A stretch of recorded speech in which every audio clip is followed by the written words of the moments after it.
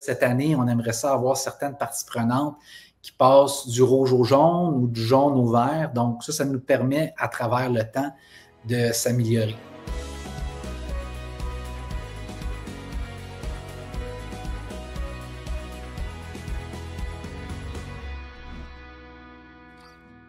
Bonjour à tous, je suis Stéphane Parent, je suis le dirigeant d'Espace OBNL. Aujourd'hui, on a une nouvelle capsule technique où on va parler de comment faire pour mobiliser ces parties prenantes. Mais avant de commencer, je vous invite à aimer, liker notre page YouTube, commenter, partager nos vidéos. Ça nous aide beaucoup à être plus facilement trouvables par vos collègues et à faire circuler le message. Aujourd'hui, pour parler de parties prenantes, parler de mobilisation, je reçois Laurent Fafard, qui est vice-président d'Exponentiel. Bonjour, Laurent. Bonjour, Stéphane. Écoute, Laurent, d'entrée de jeu, j'aimerais ça que tu prennes 2 minutes, te présenter et un peu nous expliquer pourquoi c'est toi qui viens nous parler de ce sujet-là aujourd'hui. Parfait. Bien, écoutez, je m'appelle Laurent Fafard, je suis vice-président chez Exponentiel. J'ai une pratique diversifiée, mais je fais essentiellement de l'accompagnement d'organisations en matière d'affaires publiques et de relations publiques. J'ai une riche expérience en matière de relations gouvernementales et je m'intéresse là, depuis les dernières années, plus particulièrement aux parties prenantes, leur importance et l'effet de levier qu'elles peuvent être là, pour nos organisations. Excellent, excellent, excellent. Ben, ça part bien. Écoute, j'aimerais ça qu'on commence la rencontre en expliquant un petit peu le concept de partie prenante, puis je vais aider les gens qui nous écoutent en leur mettant une petite illustration de nous, chez Espace OBNL, comment on présente le concept. Je vais te laisser en parler, puis sûrement faire des liens par rapport à ce que les gens voient à l'écran. Super. Bien, c'est vraiment une image très révélatrice parce que mon premier point, c'est que les parties prenantes, c'est un phénomène qui peut être très large, qui peut inclure beaucoup, beaucoup de personnes. Tout d'abord, ça va regrouper des individus, des groupes, des organisations qui ont un intérêt ou une influence sur les activités puis les objectifs de l'organisation pour laquelle vous travaillez, vous opérez. Donc, comme on peut le voir sur l'image, ça va inclure des acteurs qui sont de l'interne et de l'externe. Donc, on peut compter les employés, les dirigeants, le gouvernement pour les acteurs externes, les clients, les médias, les différentes associations. Une particularité intéressante, je trouve, qui rend le concept de partie prenante plus concrète, c'est qu'on peut considérer une partie prenante avec une définition fonctionnelle, c'est-à-dire de mettre ensemble, de scoper les parties prenantes comme étant quelles sont les parties prenantes qui peuvent nous aider à atteindre mes objectifs stratégiques. Donc, ça rend la chose un peu plus concrète, ça permet de nous attarder sur les parties prenantes qui peuvent directement m'aider au quotidien. Et de les prioriser. Je vais prendre une note, Laurent, par rapport à ce que tu viens de dire, parce qu'il y a quelque chose de super important, c'est que ça prend une vision stratégique, puis ça prend un plan stratégique pour pouvoir faire un bon exercice de mobilisation autour de ce qu'on veut atteindre comme objectif. Je le note parce que je rencontre beaucoup d'organisations qui n'ont pas de planification stratégique ou qui ont fait quelque chose, mais ce n'est pas quelque chose qu'ils ont ressorti depuis 2 ans, parce qu'ils arrivent à la fin dans 3 ans, mais ils ne sont pas trop... C'est pas quelque chose de vivant, disons, la planification stratégique, là. C'est ça. Puis faire des parties prenantes, faire de la gestion des parties prenantes, faire de la gestion des parties prenantes, ça peut être difficile, puis on peut en faire beaucoup, mais pour vraiment canaliser ces énergies, puis sélectionner quelle partie prenante je vais travailler le plus efficacement ou que je vais mettre le plus d'énergie, c'est important de partir de sa planification stratégique, c'est à dire c'est quoi mes 2, 3 grands objectifs que je veux atteindre. C'est qui les acteurs internes ou externes qui vont m'aider à atteindre ces objectifs-là. Ça, je pense que c'est vraiment une façon très, très efficace de s'attaquer à la gestion de ces parties prenantes. Écoute, partie prenante, c'est un terme qui fait un peu... c'est un peu sec pour certains, mais on va de plus en plus, je pense que c'est important de le noter, d'en parler en termes de gouvernance. Là, tu viens d'en parler en termes de stratégie, mais c'est un peu une vision de tout le monde qui sont touchés ou de près ou de loin là, par la mission, là, qui n'étaient pas nécessairement tous considérés par le passé. Je pense que c'est important de se dire que traditionnellement, on parlait beaucoup des gens qui sont en vert, là, ceux qui reçoivent les programmes, les produits et les services, mais en réalité, on est au cœur d'un écosystème qui est beaucoup plus large. Puis ce que je me rends compte dans cet écosystème-là, puis je veux t'entendre, c'est qu'on prend des gens qui ont une connaissance variable de notre organisation, de ce qu'on fait, de comment on intervient. Puis quand je dis variable, des fois, ils ne nous connaissent même pas, mais ils sont touchés par ce qu'on fait. Mais comment on les transforme en ambassadeurs? Bien, je pense que c'est comment on les transforme en ambassadeurs, c'est premièrement, de comprendre c'est quoi leurs objectifs à eux. Tout d'abord, qu'est-ce qu'ils veulent atteindre comme objectif, puis de voir comment ils peuvent contribuer activement à nos objectifs, à nous, à l'interne. Tu sais, à la fin, c'est une job de communication, c'est-à-dire de bien cibler les différents groupes qui peuvent nous aider, puis de s'assurer de les contacter et de communiquer avec eux l'information importante pour les mobiliser, puis les amener à être mobilisés pour nous, à travailler pour nous. Tu sais, je pense que c'est important de faire passer les acteurs, les parties prenantes à une posture qui peut être passive ou qui peut être en attente, à les mobiliser et à les rendre comme étant des acteurs actifs qui vont pouvoir nous aider à atteindre nos objectifs. Oui, puis ça, si on ramène ça à ce que beaucoup de gens entendent peut-être un peu plus, parce que le concept est relativement nouveau, on en parle de plus en plus, on va parler de partenariat, là, dans bien des cas, là, que ce soit un partenariat financier, que ce soit un partenariat d'équipement, que ce soit un partenariat de soutien, ou même juste de véhiculer nos messages et de devenir des genres de haut-parleurs de ce qu'on fait, là. Je pense que c'est intéressant de commencer à définir un peu comment ça peut s'articuler, cette idée-là de la mobilisation au quotidien à travers tous ces acteurs-là dans l'écosystème. Mais je me rends compte aussi, puis j'aimerais ça que tu rajoutes quelque chose là-dessus, c'est que ces organisations-là sont composées de personnes. Des fois, elles vont avoir une vision conflictuelle, opposée ou très différente de ce qu'on fait. Comment on les ramène un peu vers le message central qu'on veut avoir? Ben, tu sais, moi, je trouve que c'est super intéressant comme question. Puis mon premier réflexe, ce serait de dire bravo, là. Tout d'abord, c'est très bien. Non, mais c'est bien d'aller vers des gens qui ne sont pas 100% à la même place que nous dans une démarche de relation avec les parties prenantes. L'objectif, c'est de fédérer, c'est de rassembler, c'est d'additionner. Fait que moi, je trouve que c'est vraiment un bon réflexe à avoir à l'interne puis à encourager. Fait que j'encourage les différentes associations à élargir leur cercle d'influence en ayant un positionnement comme ça. Je ne vais pas juste aller voir les gens qui partagent les mêmes positions que moi. Donc, par contre, c'est un défi quand on va voir quelqu'un qui n'est pas aligné 100% avec ses stratégies organisationnelles. Donc, je pense qu'il va falloir effectuer un travail pour regarder c'est quoi les points de convergence. Où on est prêt ensemble à travailler, où on s'entend. Donc, il va falloir chercher les intérêts malgré les divergences. Fait que ça peut passer par plusieurs choses. Très, très concrètement, est-ce qu'il y a des événements conjoints à organiser? Est-ce qu'il y a des positions communes qu'on va pouvoir ensemble communiquer ou s'allier dans différentes stratégies de communication? Ça peut passer par une cause ou une politique publique qu'on partage. Donc, je pense que c'est vraiment là, de voir c'est quoi les points de convergence entre nos deux associations. Puis, ça, c'est Puis dans le quotidien, je pense que ça va être de valoriser le dialogue avec cette entité-là, parce que ce genre de collaboration-là, ça se bâtit dans le temps, puis ça ne peut que s'améliorer quand on investit des ressources dans ce genre de collaboration. C'est quand même paradoxal parce que ce que tu dis, c'est quelque chose qu'on essaie tous de faire à tous les jours, mais ça ne veut pas dire qu'on le fait de manière efficace, ça ne veut pas dire qu'on le fait de manière structurée, puis ça ne veut pas dire non plus qu'on y attribue le temps. Puis je vais revenir sur l'élément du temps un petit peu plus tard, là. Mais je suis curieux de t'entendre sur faire ça de manière efficace. Ça veut dire quoi, ça, mobiliser? Puis c'est très... Là, on en parle, ça a l'air d'un concept un peu...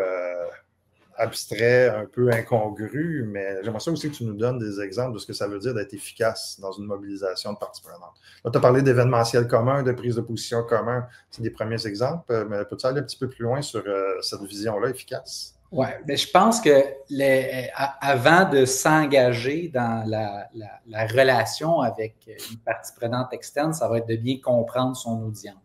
Comprendre c'est quoi ses priorités, son agenda, à quoi ressemble le quotidien, quand c'est le gouvernement, quand c'est mes clients, quand c'est des nouveaux membres, de bien comprendre cette audience-là, c'est quoi qui la préoccupe au quotidien, puis ça va être quoi que je vais pouvoir lui proposer pour la mobiliser, pour qu'elle vienne travailler, pour qu'elle travaille pour qu'elle m'aide à atteindre mes objectifs.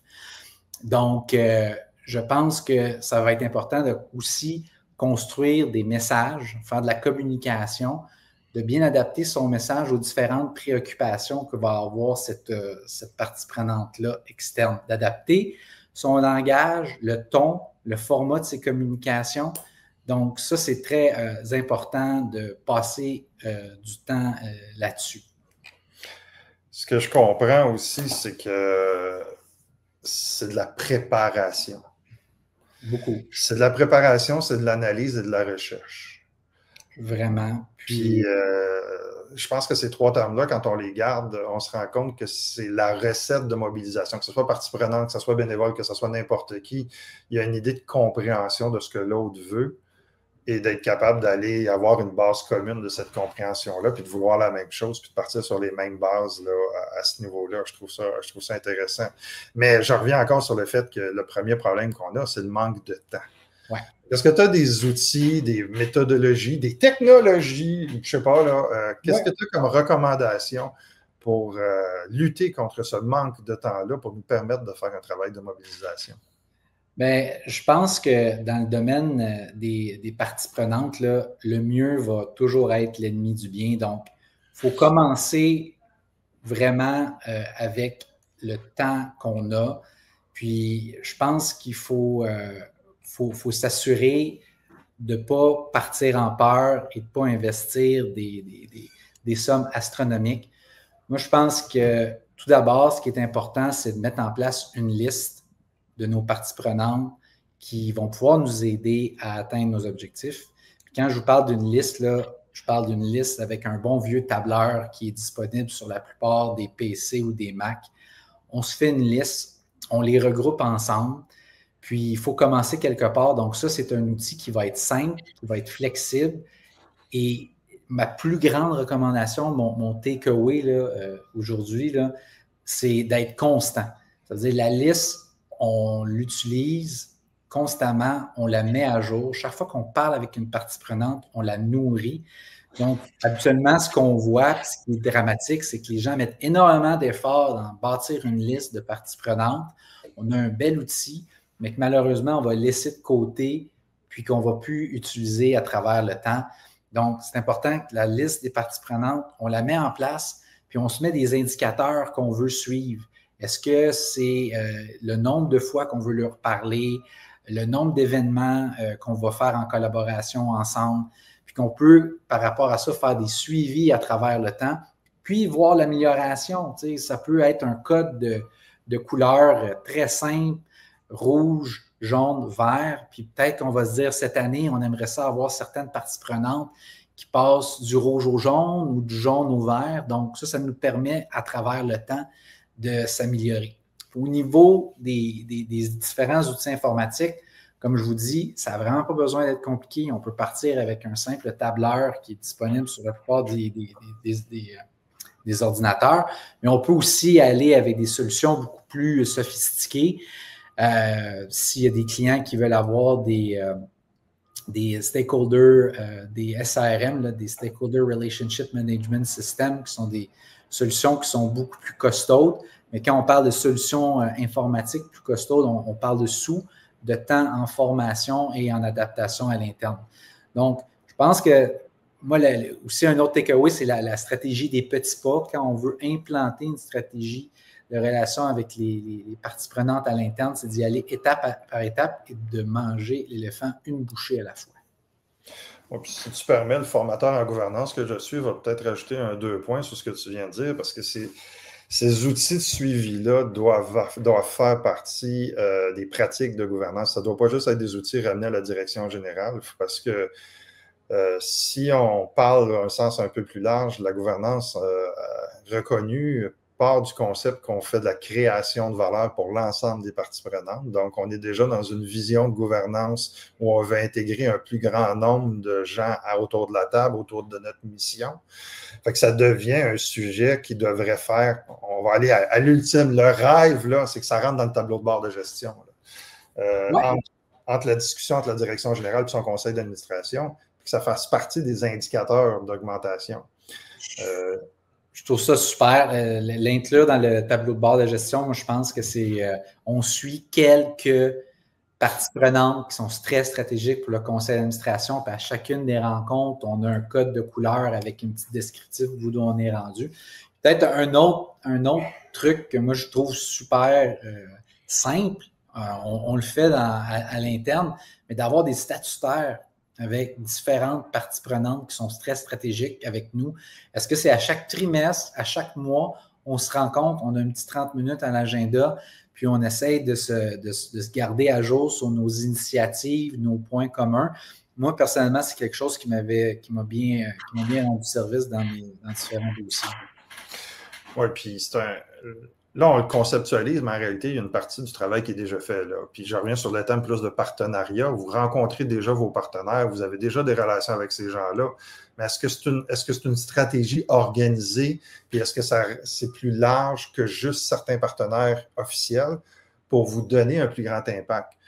Parce que quand on parle de création de revenus, quand on va parler de partenariat, quand on va parler d'amplification de communication, souvent, il y a des groupes où il y a des gens qui sont touchés par notre mission, mais qu'on n'a pas toujours pensé qu'ils pouvaient. Je reviens sur ton idée de la liste. L'image que j'ai présentée tantôt, c'est un autre exercice qu'on appelle une cartographie. L'idéal, c'est de faire un état de situation, si je comprends bien, sur qui peut nous aider à propulser notre mission, puis qui est touché par notre mission aussi. Exact. Tu sais, puis, dans le cadre d'un exercice de planification stratégique, comme tu le mentionnais, tu sais, il ne va pas avoir 10 initiatives qu'on va mettre en place. On va en prioriser, tu sais, on va prioriser 2, 3 dans notre plan d'action. Puis, je suis persuadé que soit le comité de gestion ou le conseil d'administration va être en mesure d'identifier rapidement qui sont les joueurs clés qui vont pouvoir nous aider. Mais c'est sur ceux-là qu'on va investir le maximum de nos énergies à court, moyen et long terme pour avoir le plus d'impact. Tu sais, à la fin, là, on ne fait pas des parties prenantes pour faire des parties prenantes. On le fait pour que ça ait un impact concret sur nos résultats à la fin de l'année. Oui, puis comme on a tous des ressources limitées, il faut qu'il y ait une question de priorisation aussi. Là. Exact. Puis je pense que je rajouterais même, c'est qu'il y a des gens qui sont très proches de nous. Tu sais, je vais penser à un sens plus large, là, nos bénévoles, nos employés, notre conseil d'administration. On les oublie dans nos planifications, on les oublie.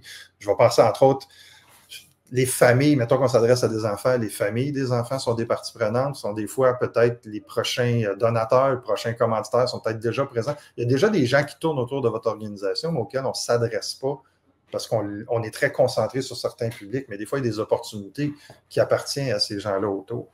Si tu avais un conseil à donner pour quelqu'un qui veut structurer sa démarche, ce serait quoi ton conseil en conclusion?